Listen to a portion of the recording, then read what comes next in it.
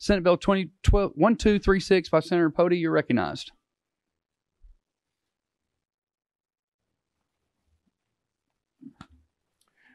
Thank you, Chairman. Thank you, members. April 9th of last year, we heard this bill. We had it here for hours of debate and testimony. It was sent to summer study on August 12th and 13th of last year. This committee held a true summer study, which I want to thank each one of you because I do believe it was a true summer study. Since then, many hours and meetings have been invested to get a piece of legislation ready for this committee. The governor has also submitted a heartbeat bill. That bill has passed out of this committee last week. I want to thank the governor and this committee for that piece of pro-life legislation. A question may be, why do we need another piece of pro-life legislation? This bill does not in any way compete with the governor's bill.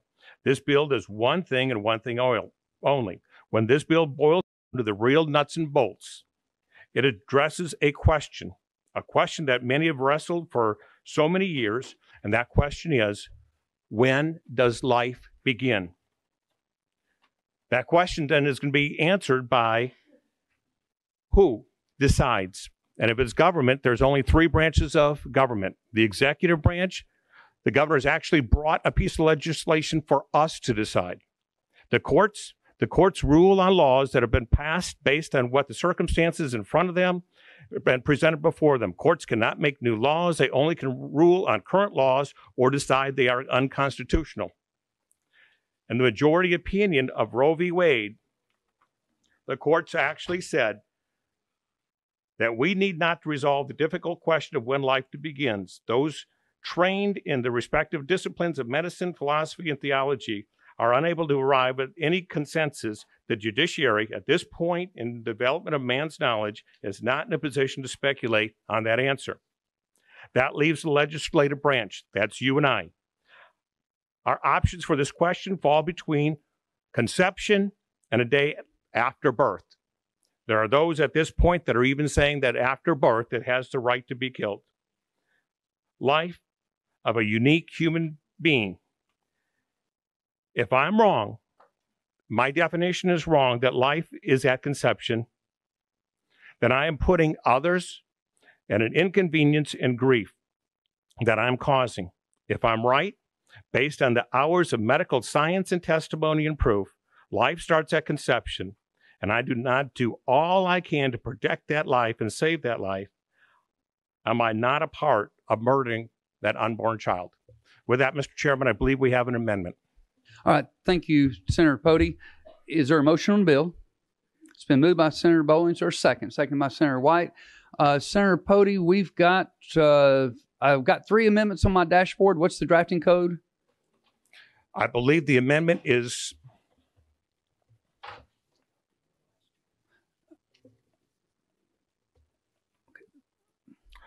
the one by Senator Bowling, and I believe, is it? Can you give me the drafting code on it so we know for sure we've got the right one? 015524. Okay, so if I can set us up procedurally where we are, we adopted an amendment last year, but and I'll look to our legal counsel if I'm wrong on this. By adopting this amendment, then we would wipe out the amendment we adopted last year, correct? Okay. This would be amendment number 2. So this is amendment number 2, but it will supersede amendment number 1 that we adopted last year. So Senator Pody, you are recognized for an explanation on amendment number 2, which is drafting code 15524. Thank you. Members, after the summer study that we had, we tried to codify and tried to put into this bill the reasons why we believe and that why it was proven that life starts at conception. And at conception, we believe that we should be looking at underneath the 5th Amendment and underneath the 14th Amendment that it is protected and that that life deserves all the rights of any other human being. Thank you. Is there a motion on the amendment? It's been moved by Senator Bowling. Or second by Senator White. Are there any questions for the sponsor on Amendment 2? Senator Bowling, you're recognized. Thank you, Mr. Speaker. Since I was carrying this amendment, I'm prepared just to give a brief summary of it. And I would appreciate that opportunity. Senator Bowling, you're recognized. Thank you. As was said by Senator Pody, we want to thank you all for allowing us to present this amendment. It's been a year-long work that started in February of 2019, actually, then continued after the summer study of August 2019.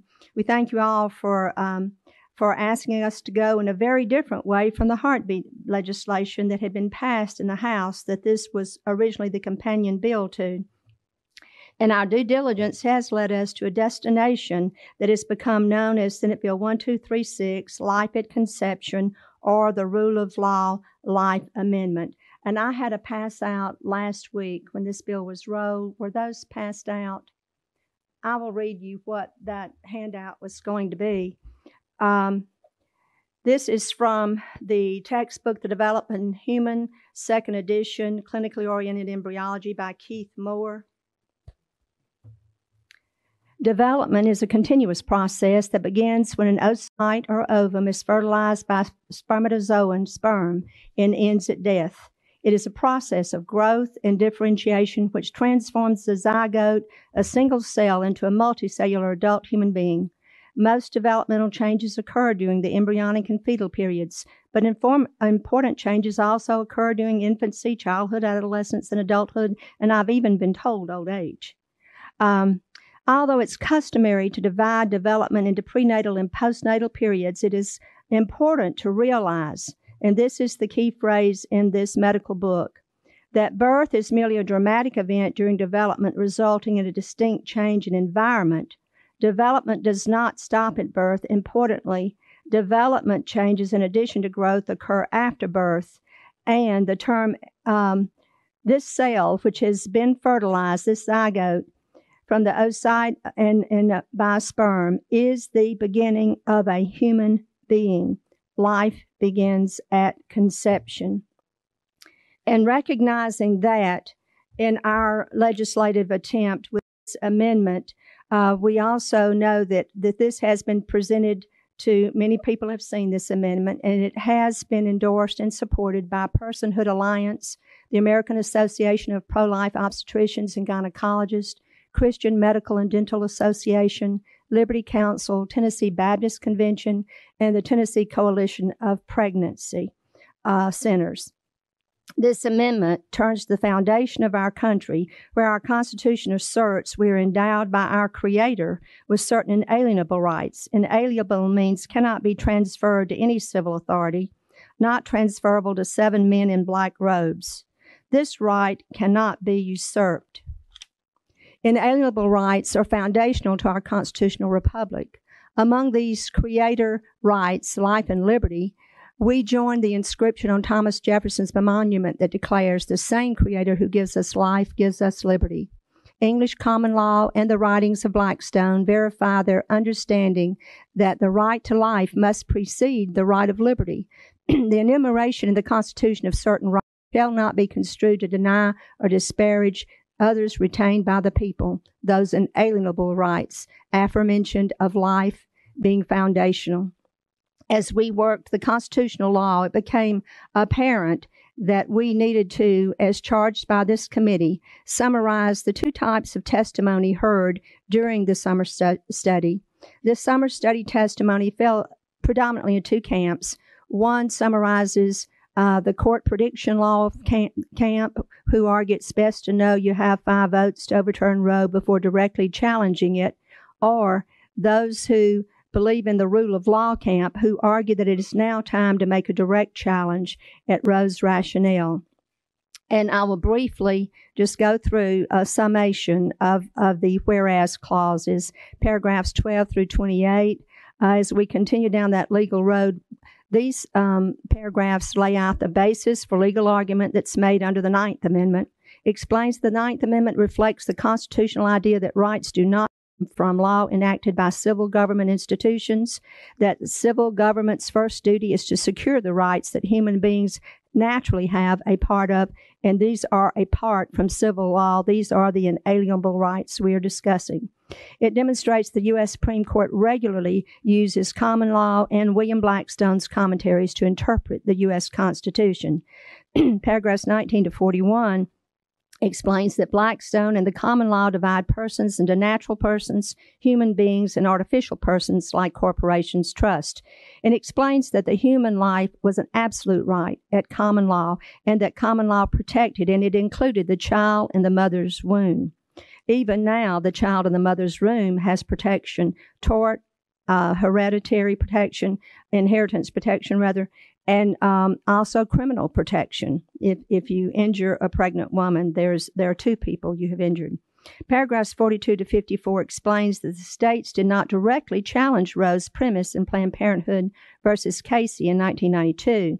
It explains that Gonzalez versus Carhart, 2007, a case that opposed to this legislation, totally ignored.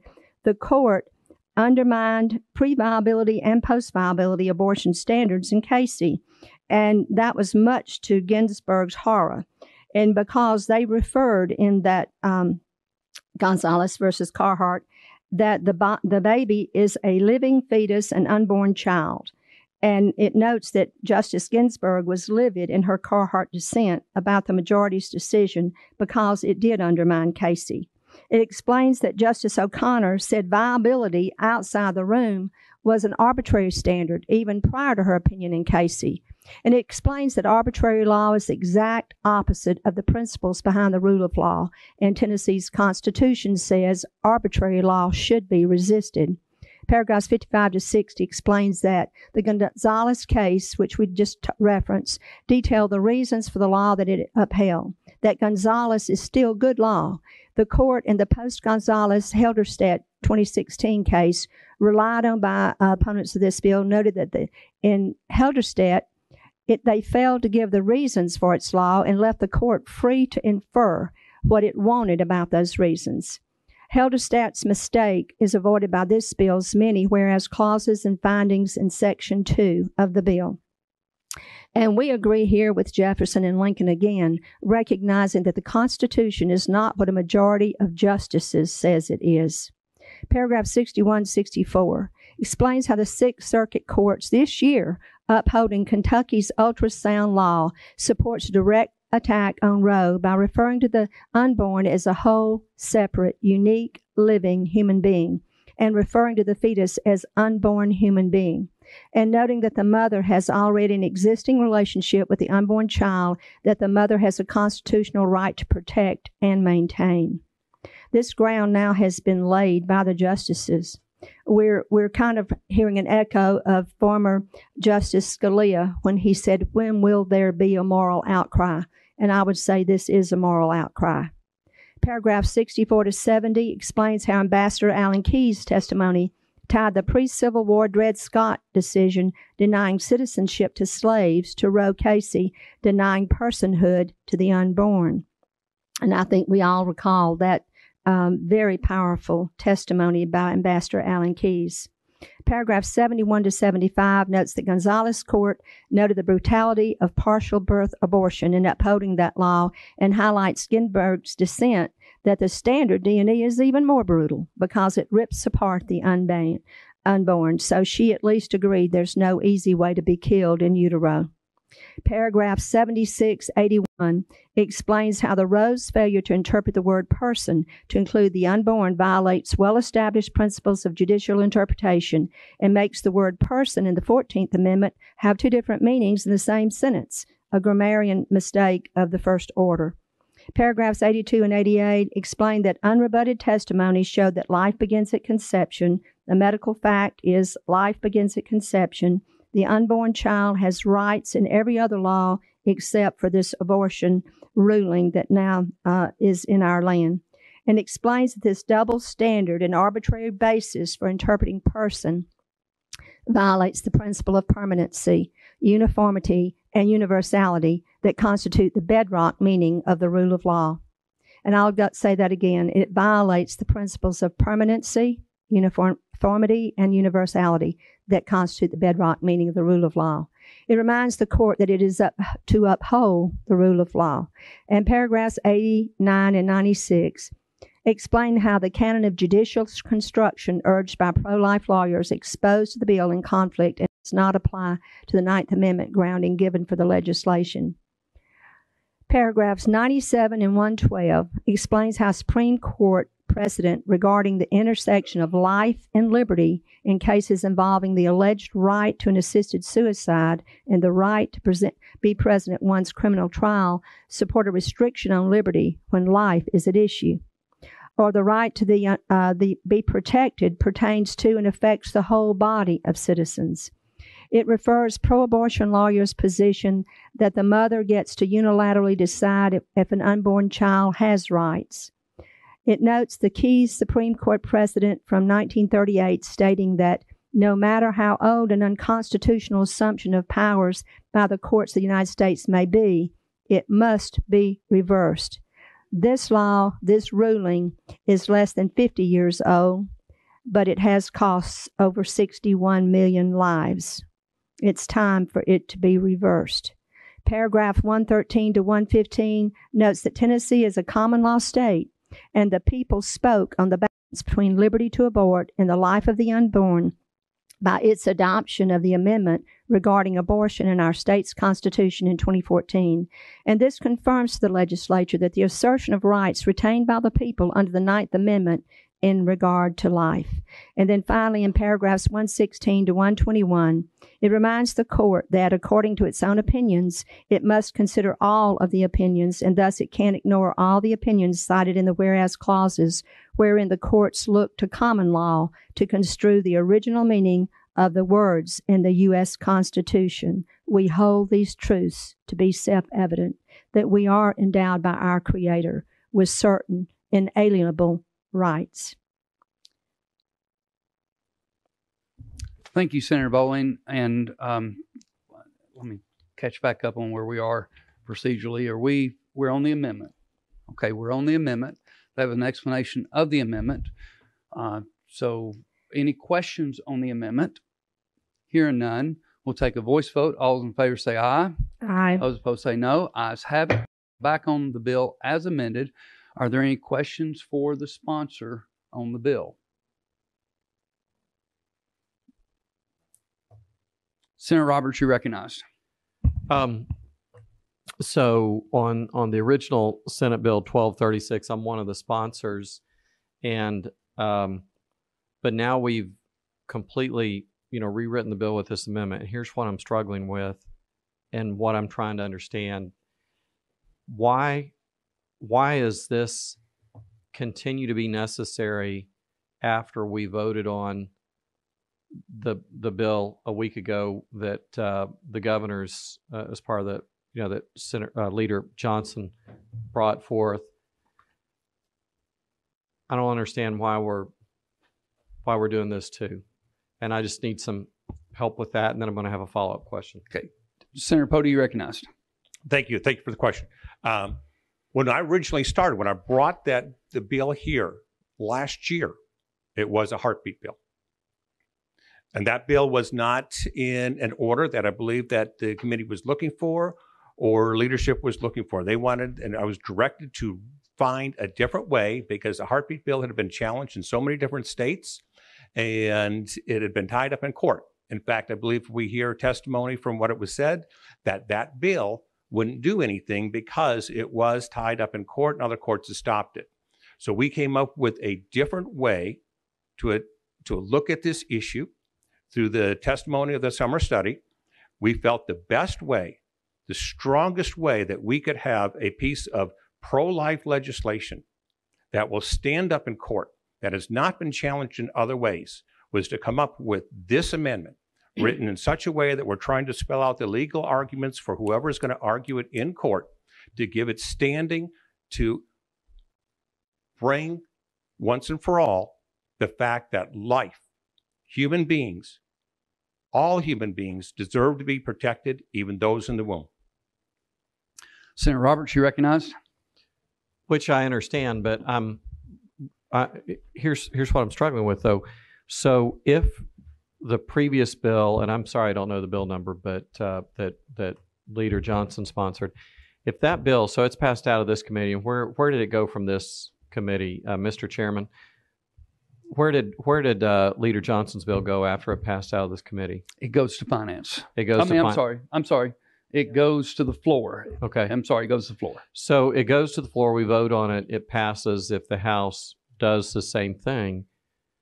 Is this bill, let me just address this from a strategic standpoint. Is this bill not going to rewrite some of the same sections of code that are that the previous bill is rewriting? Senator Pody, you recognized? No, I do not believe so at all. They're two separate bills. What that bill did is saying that when these circumstances happen, in that case, the fetal heartbeat is detected, this is what's going to happen for those that want to have an abortion from that point on. This bill is completely different. It has different legal standings. We've tried to put this bill in a complete, unique situation, saying that that life, that human being, is going to fall into a totally unique entity and deserve its own constitutional amendments, constitutional protections, just like any other human being. We're not saying then that if something happens where it has grown to a certain point, it's going to deserve constitutional protection. We're not saying that at all. We are saying that every human being, no matter what, deserves the constitutional protections, and even including the life of the unborn.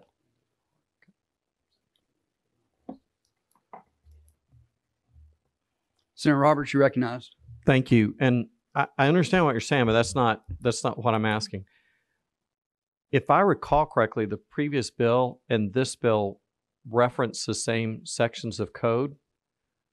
So now I'm not seeing a red line version, and so maybe I'm misunderstanding here, or I'm not seeing it correctly. But what I'm assuming is, because they reference similar sections of code, I'm assuming that this bill, were it to pass, would rewrite some of the changes that the previous bill made, because we're referencing some of the same sections of code. And I know legal and the chair are conferring, but if I could have the chair and legal's attention for a moment.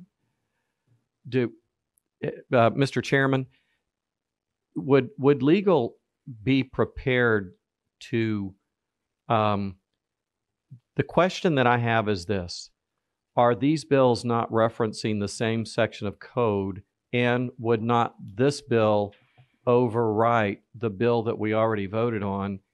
And do we have what I would call a prospective red line version? In other words, if you know how we normally have a red line version where this is what code is going to look like when we're done.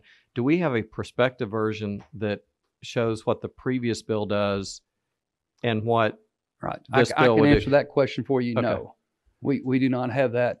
Whether our legal is prepared to answer about whether this bill supersedes, overrides the other one, I will recognize her, and then after she gives comments, I did have a discussion with the governor's legal team who drafted this bill on this issue as well. So before we go into recess to hear from her, can I make one final comment, and then we'll hear from her. To the sponsor, I completely support the sentiment expressed in this bill and the introduction that Senator Bowling gave. I completely agree with. My question is in the technicality of, are we in effect undoing or changing what we just did a week ago? And that's where my concerns are. Okay. So just so you'll know where I'm going with this. There's no failure on my part to support the sentiment, but I just want to make sure we don't undo what we did previously. Without objection, we'll go into recess. Ms. Insania, you recognized. This bill would write a new section within Title 39 dealing with at what point abortion would be prohibited. And it does reference the currently existing law and saying that this would supersede current existing law. It doesn't reference Section 213, which is not actually in effect. It was enacted last year, but has not actually gone into effect because it has the trigger effective date. And the governor's bill that was that went through committee last week adds 3 new sections to the same part. So neither bill rewrites something that's currently in that part, but they both add new sections dealing with the same subject.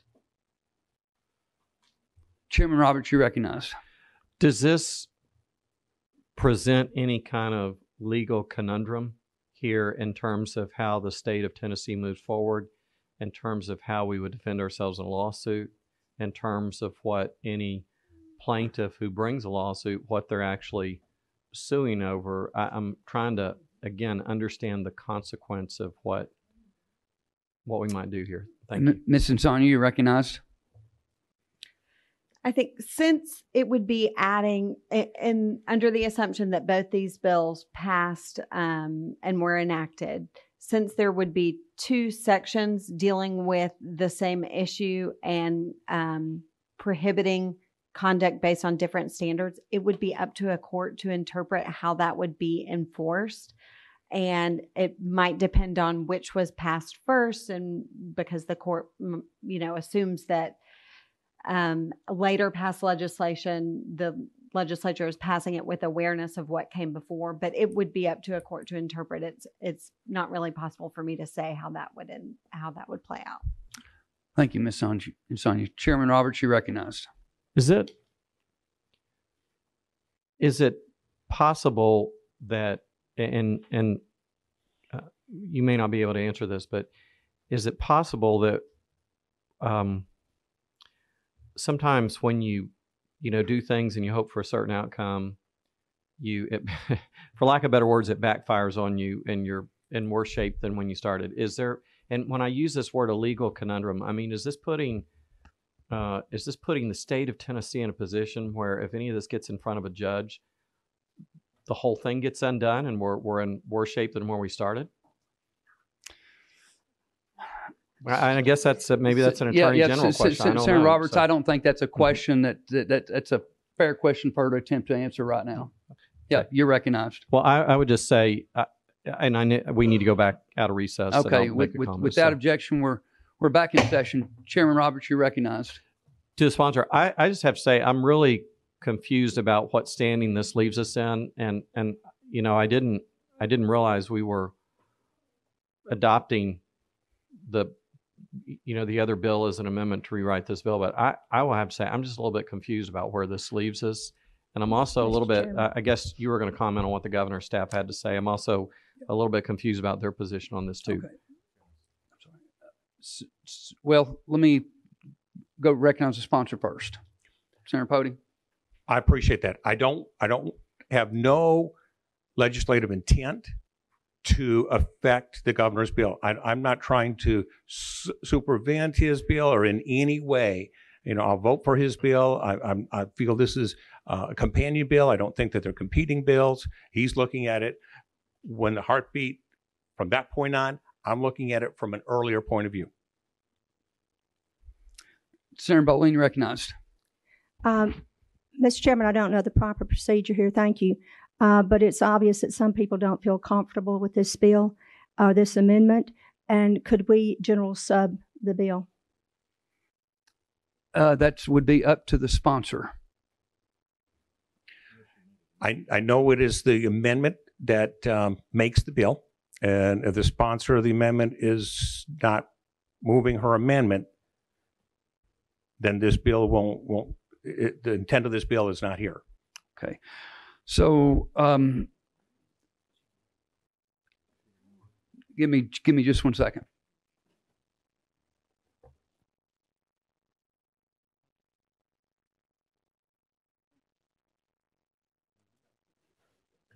Okay.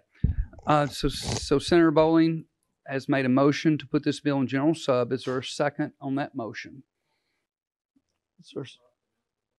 No, we have a motion on the table. Let me see if we have a second first. Is there a second on the motion to general sub the bill? It's been seconded by Senator Kyle. Is there any questions on the motion? Without objection, we'll take a voice vote. All those in favor say aye. Aye. Those opposed say no. No. Ayes have it. The bill's been put in general sub.